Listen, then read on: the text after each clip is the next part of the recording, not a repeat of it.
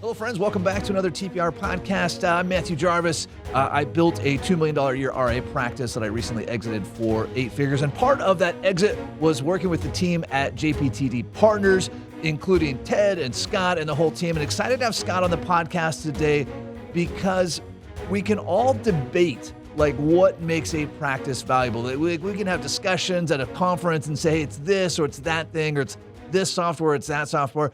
But the guys who are actually seeing these deals, who are picking them apart, like they know what is valuable and what's not. And from that, we can dissect that. We can roll that backwards. And so, Scott, excited having the show today so we can roll backwards and say, hey, here's what's bringing real value, real enterprise value, and how do we get there? So, Scott, welcome to the show. Oh, thanks so much, Jarvis. Great to be here again. Scott, bring us up to speed. I know you've been on the show before. Give us some ideas, some deals that you guys are working on now or deals you've recently seen, just to kind of give everybody context. Like we see these headlines about deals, and I'm never sure which headlines to believe or not, but give us just kind of a flavor for some of the deals you've seen recently, including some that you're putting together for some friends of mine. Oh my gosh. So, in the last 12 months or so, we've done close to, 40 deals. Wow. And on a consistent basis, to give everybody a sense, we continue to see multiples rage.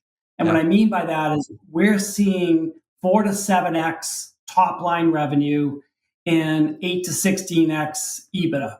Matter of fact, we'll stay with the top line revenue. We've even seen recently a couple of deals exceed 8x on top line revenue.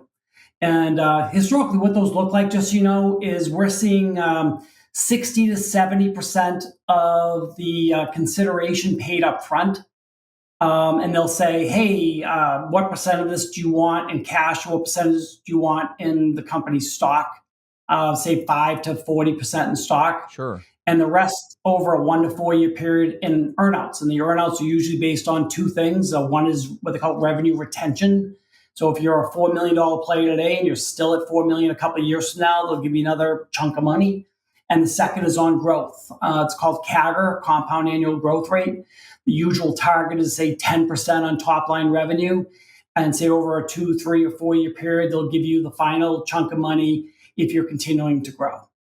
Scott, this might sound like a funny question, but are you giving copies of these deal terms to any third parties? And the reason I ask that is I keep seeing these things that are like, oh, we examined the last 100 deals that closed. And I'm thinking, well, wait a second, like where are you you guys aren't giving these deals to anybody else. Like this is your internal data, right? Or is there like some database where you're required to send in the copies of these deals?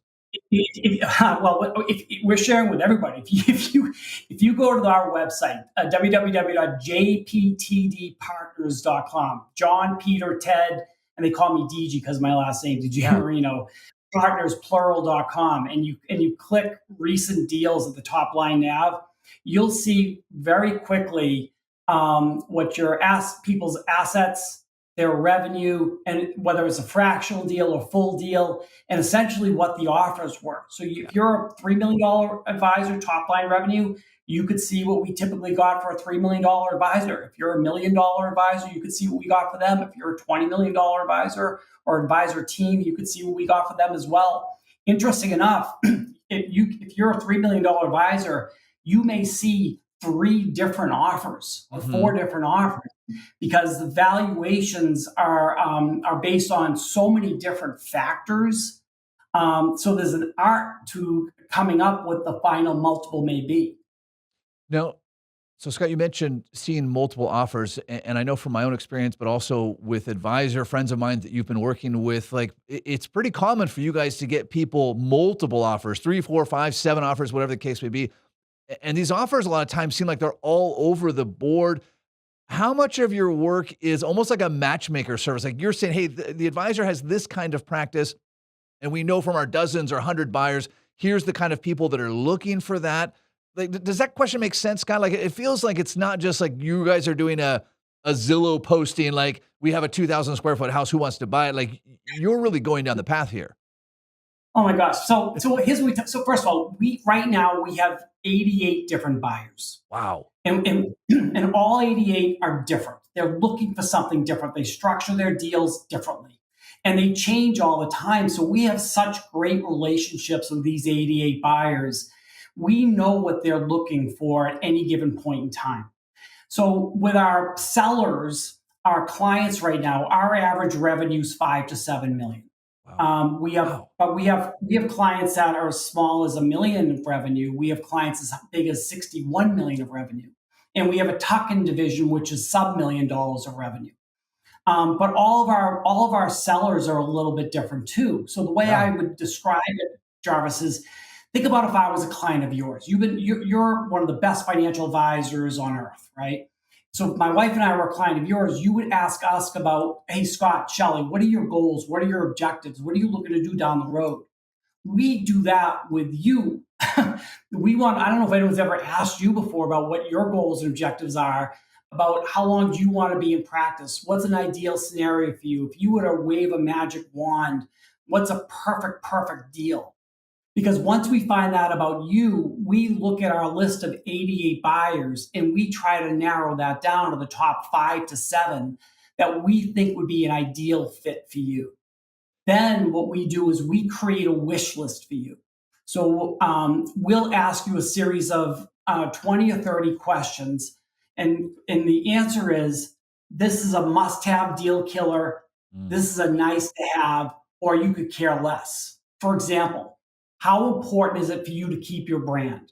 How Sure. important is it for you to continue to manage your money? Yep. How important is it for you to get marketing support or recruiting support? And as you're answering these questions, we're checking off boxes in our minds. So we have a really good sense about who you'd be a good fit with. So we take this wish list, we listen to your story, we create a one-page executive summary that says, here's where you've been, here's where you are today, and here's your perfect scenario. And then we send that out to the top 5 to 7 firms that we think would be a great fit. And what we tell people is we could hear crickets or we could get a bidding war. And that's quite frankly what we're looking for. And then these firms will normally get back to us quickly. Like I would say within a week to say if they would want a meeting with you. And then what we do is we will sit down with you and actually educate you about what that first meeting would look like. And it's really a simple meet and greet because they want to get to know you as a person as well as the business. And we're on every single one of those meetings with you. So we quarterback those meetings. Scott, And what I love about hearing yeah, this process, Scott, is, and I want to make sure our listeners are catching this, which is why I want to pull on this, is listen how clearly Scott is articulating this process, right? So Scott is going through, and this is the same process we can follow as financial advisors. Now we'll adapt it, right, for the person's situation, but you're describing to me each step. Hey, I'm going to find out what your goals and dreams are. And then I'm going to ask you a series of questions, 20 to 30 questions. And then you're going to prioritize for me things that absolutely have to happen and things that don't have to happen. And then here's what I'm going to do. I'm going to shop this out for X number of buyers. And then you're going to have these meetings, and this is how these are going to work. And Scott, I know this can keep going on because there's step after step after step. But for advisors listening, I just want to make sure that we're all aware of, like, Scott has this process. This is what makes him good at what he does. Any of us that are good at what we do is we're able to explain, here's all the things that you can expect. What happens normally, though? What happens normally is, hey, give me your information and some kind of magic will happen. I hope you like it. Like that's the normal pitch. And so, Scott, I'd be curious, just for you to take a step back as you're looking at your own process. Like, how did you guys come up with like why is this so important? Like, what series of events led you to create a process that's this succinct so that you can articulate it in this way? that's a great question. So first of all, the four of us were all advisors. Yeah. So we walked in our clients' shoes forever. We all grew up in the old American Express Financial Advisors, now Ameriprise's system for 25 years as senior executives. So we recruited, trained, and developed thousands and thousands of advisors back in our day. So we know the importance of systems and processes that are important to get from step A to step B, because everything is customized, based on what's important to you, and everybody is different. And so it's important to us to understand the unique nature of what is important to you, because what's good for you may be very, very different than what's good for me. So it's those little nuances in everybody's goals and objectives that will make a deal or break a deal. So we want to make sure that what we're putting in front of you is a great fit, because fit is everything. It's about culture, it's about environment, it's about you being 150% sure that this deal will make you happy. Because the last thing we want you to do is to take a deal that's not in alignment with what your vision is of the future. So that's why we want to take our time. To do a deal from start to finish is 6 to 9 months at a minimum, because you're building a relationship versus a transaction. And I tell everybody, we don't want you to take a deal unless you're 150% comfortable that this is the right thing for you. Yeah. So I think, again, for advisors, I would pull on this thread. And I know we're talking specifically about selling practices, but this process applies to everything we do, right?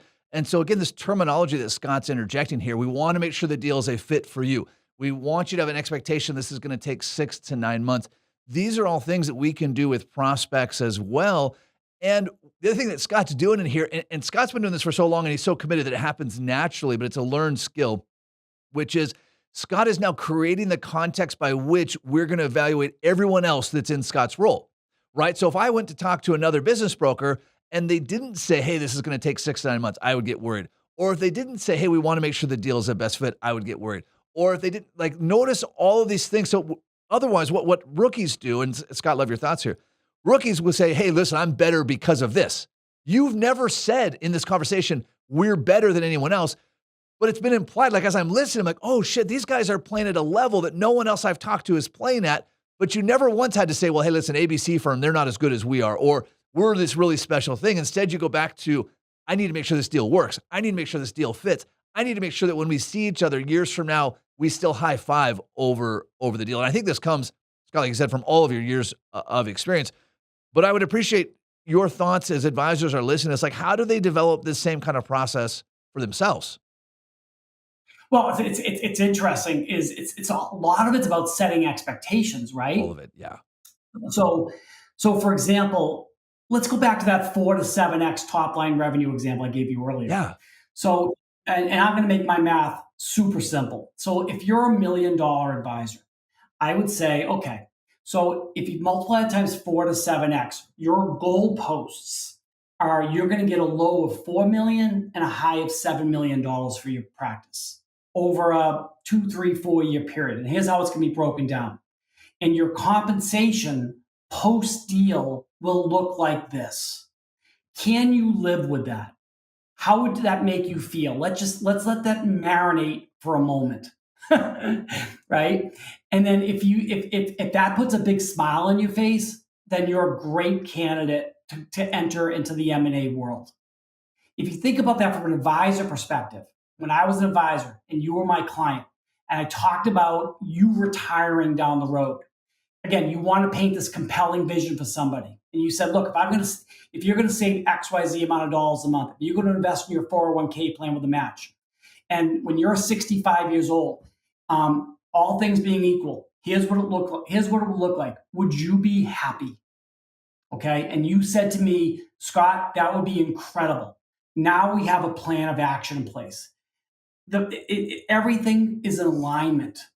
Okay. The vision is in alignment. It's clear. It's actionable. And we know together that if we basically continue down that path, we would be successful to get together. That's the same exact thing what we're trying to do here. We want to paint a compelling picture of what life will look like post-deal. And if all paths are aligned, then let's do it. If the paths aren't aligned, then it makes no sense whatsoever to go down this path. So, Scott, again, I want to make sure our listeners are getting this. I think there's two sets of values in this episode. One is Scott's expertise on how these practice sales work, how the M&A space works. The other is this process. So notice a couple of terminologies he used. If this number puts a big smile on your face, right? So he said, hey, listen, the range could be this, right? So we're setting quantifiable expectations. And then, hey, if this puts a big smile on your face. Now, is big smile on your face, is that going to show up in a Monte Carlo illustration? No, it's not. But I immediately, like all of us listening, immediately resonated with what Scott was saying. Oh yeah, that number would put a big smile on my face. Or conversely, Scott, you're also screening in this process. Because if a guy says, no, I wouldn't be happy unless my $1 million practice sold for $36 million, now you know right away, I can't be talking to this guy. Like, this is a dead-end street. I want to get ahead of it. Scott, want to follow this thread just a little bit further. Before we hit record, you mentioned that these deals take 6 to 9 months to put together, but that last 5 feet or the last 5 yards, whatever analogy we want to use, is incredibly difficult for advisors, not because they're reviewing legal contracts, though they are, and not because they're negotiating deal terms and compensation. I mean, that's also happening. But this huge emotional reality comes, same for retirees, of wait a second, I've done this thing for years or decades or my entire life, and this thing is now changing. Talk to us about that, Scott, both in the context of advisors and their clients. Well, Jarvis, here's what's really funny is you'll have all of your offers in front of you within 8 to 10 weeks. Okay. So you'll have all your numbers, you'll know who you like early on. Then there's a due diligence process. So the due diligence process is usually 60 to 90 days. They just want to make sure that the buyer can analyze your real estate lease, your copy or lease, etc.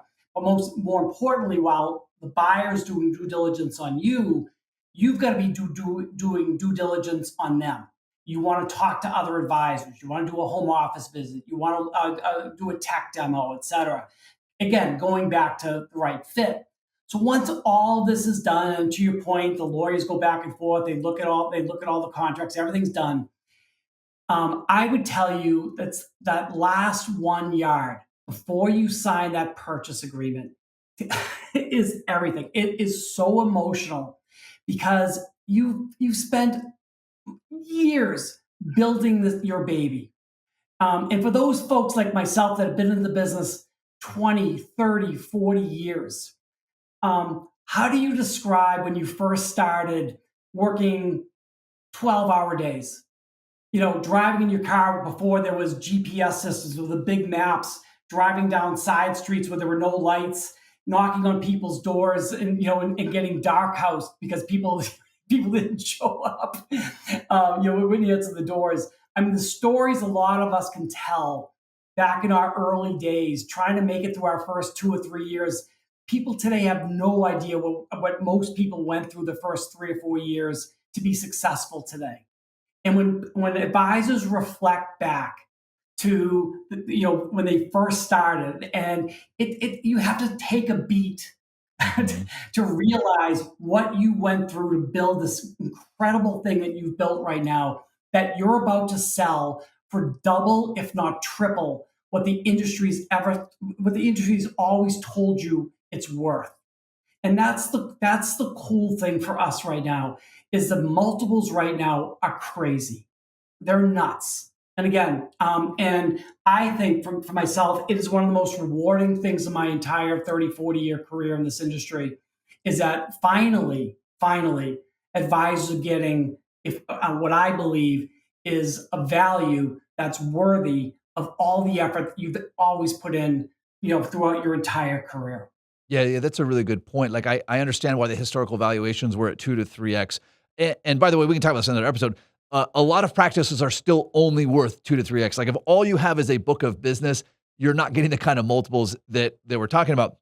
Scott, I want to pull on a thread that you mentioned about doing your own due diligence on the buyer. Specifically, the thing you mentioned about talking to other advisors who are already there. This applies if you're doing an M&A transaction, if you're evaluating a custodian, if you're looking, whatever you're looking at. I feel like the only person you can trust is another advisor who's already there. And where I see this the most, Scott, I'd be curious your thoughts, are on the tech demos. How many times have you sat in on a tech demo and they said, oh, it can do all of these things, and then you write the check for the software, and then they say, well, that was all in pre-development. That stuff's not actually coming out. We have to remember that whoever's selling you this, whatever it is, they're there to sell it. They're not going to be there for the long run. And so I just want to echo your advice of whether you're considering a buyer or another firm or whatever it is, find someone who's already there and ask them what it's really like. Pay for an hour of their time or a day of their time and sit down and say, hey, they told me these 10 things. How many of these exist in reality? But it's got to be curious, how many advisors actually do that? How many, we all know we should do due diligence. How many get kind of blinded by the check and don't do proper due diligence in your experience? We preach, do not take the check until you do it. Yeah. Tell me about the good, the bad, and the ugly. Tell me about what you like, what you didn't like. Tell me about any surprises that hit you. Again, go do a couple of home office visits. We've had so many advisors that have done all of this and originally had option A, that quickly option A became option B or C after they've done this due diligence process before. Yeah. Because you have to see it, you have to feel it, you have to talk to people.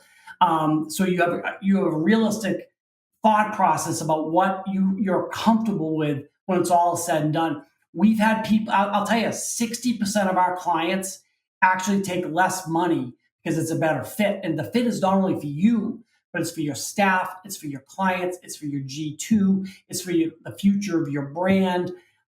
It is so important for our folks to do your homework. But we tell you, do not sign a thing until such time that you do your homework. Yeah, no, spot on, right? Because as you mentioned at the beginning of this episode, Scott, like these deals are usually spread over a couple of years, right? Like a big portion of that, 50, 60, 70%, whatever, might be upfront on day one. But at a minimum, you're going to be working with these people for 1, 2, 3, 4 years, hopefully, depending on what you're trying to accomplish, more years than that. And so this needs to be a lot of research. I mean, I guess you're not marrying them, but pretty darn close to it. Like your financial success in the future for a large dollar sum is going to be dependent on your ability to work with this new team.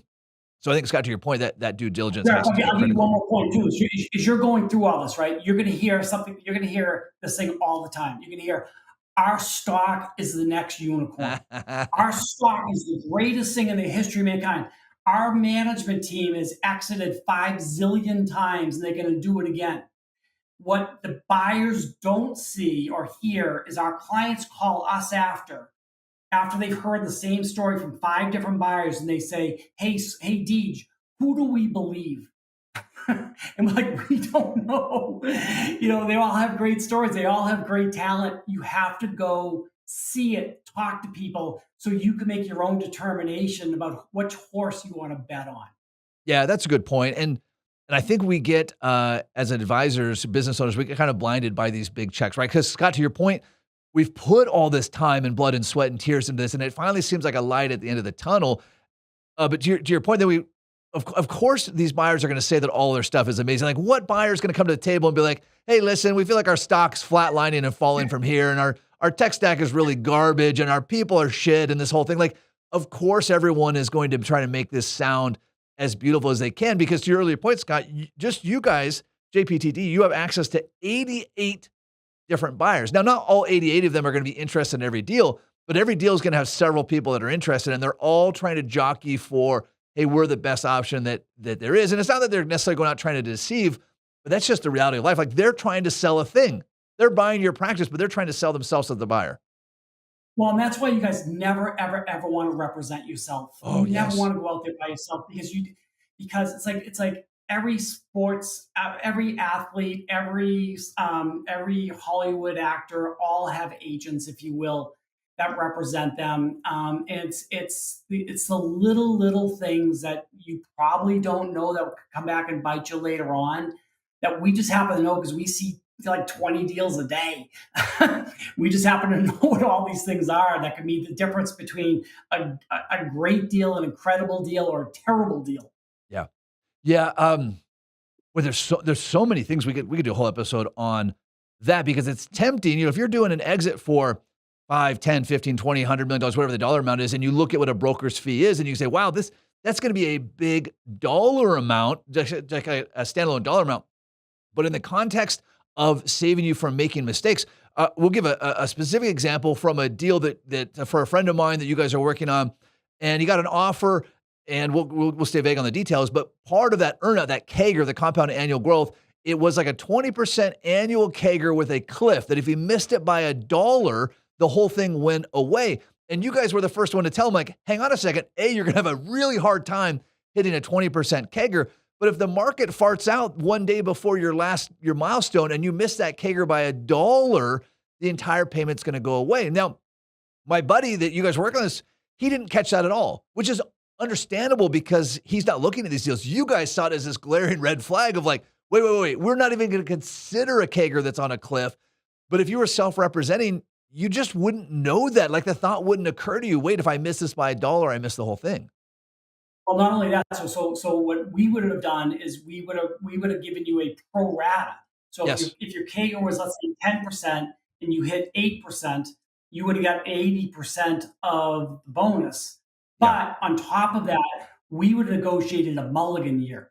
So if the market was bad, you lost a big client as a reason you didn't hit your 10%, that 20% that you missed, we would have negotiated another year on the back that you could have made that up. Yeah. Not every firm, now every one of our 88 firms would do that, but it's something, a small little thing that we would try to get for you. There are hundreds of those little things, to your point, that makes all the difference in the world that most people would never know by themselves. Yeah, literally hundreds like that. There's so many pieces in these deals. The one other thing, we've got to wrap on this episode because we're running long, but the other thing on that, and I'm glad you brought up the self-representation. The other thing, and Scott, curious your thoughts on this. If you're negotiating, like if you've negotiated hard enough to get yourself a good deal, you're probably not going to want to work together. And here's what I mean by that. Like Scott, if he's negotiating my deal for me, he can come to that negotiating table really hard. Now he's going to work with these buyers again, so he's not going to try to screw them, but he's going to be able to work with them more aggressively than I could. Like if I worked and negotiated as hard as Scott did, I might have a hard time working with these people down the road. They might be like, geez, Jarvis really stuck it to us. But if I can point at Scott and be like, hey, listen, I don't know, Scott's just doing his job. He's kind of a bum. You're like, whatever. I can play that card. I can point that gun if I will. But Scott can come in here and negotiate this thing super hard. So I guess I'm just really jumping on this bandwagon of there's no way that you can self-represent. And buyers will try to go around the broker. They'll say, hey, listen, we can save some money. Scott's kind of a bully. Like he's really being tough to work with. That's his job. Like that's literally his job. Of course, a buyer is going to want to push Scott out of the deal. Well, the buyers, we have this love-hate relationship with the buyers. The buyers love us because we bring them quality, right? Yeah. Our clients are prepared. They're not tire kickers. They run it like a business versus running like a financial advisor practice, to your point earlier. And they kind of hate us a little bit because they just know, what we're looking for. They know we're going to push for the best deal possible for our clients. They know our clients are going to get 3, 4, 5 offers. Yep. And again, it's not always about the most money, but they know they have to be in the game. Yeah, 100%. Well, Scott, as always, appreciate your insights on the M&A space. Appreciate the work you've done for myself and for my friends. Also, thank you for letting us see behind your process, because whether it's the M&A space or financial advisor, whatever the case is, having that process is incredible. For all of our listeners, go to theperfectria.com/ the letters JPTD. So theperfectria.com/JPTD. There's some great resources available from Scott and his team, including if your practice is past $1 million revenue, they can do a street level analysis to say, hey, listen, based on the actual deals we've seen, here's the range or the guardrails, if you will, of where your practice valuation could come back at it. Scott, thanks again so much for the information you've shared. Where can people find more out about you, about JPTD? Where can they find you on the golf course? Like where's all your spots? I would do 2 things. One is about the company. I would go to www.jptdpartners.com, John, Peter, Ted, DG, partners, plural.com. And probably the best place to find me is on LinkedIn. It's Scott DiGiammarino. I'll do a quick spell, DiGiammarino. You'll see me. I'm all over LinkedIn. That's probably the easiest place to reach me. That makes a lot of sense. And of course, you can find me on LinkedIn as well, especially if you're into some good heckling. I always love to stir the pot. Well, Scott, thank you again for being on the show. Looking forward to having you on again in the future. Thanks, Jarvis. Had a lot of fun. Thanks, everybody. Until next time, happy planning.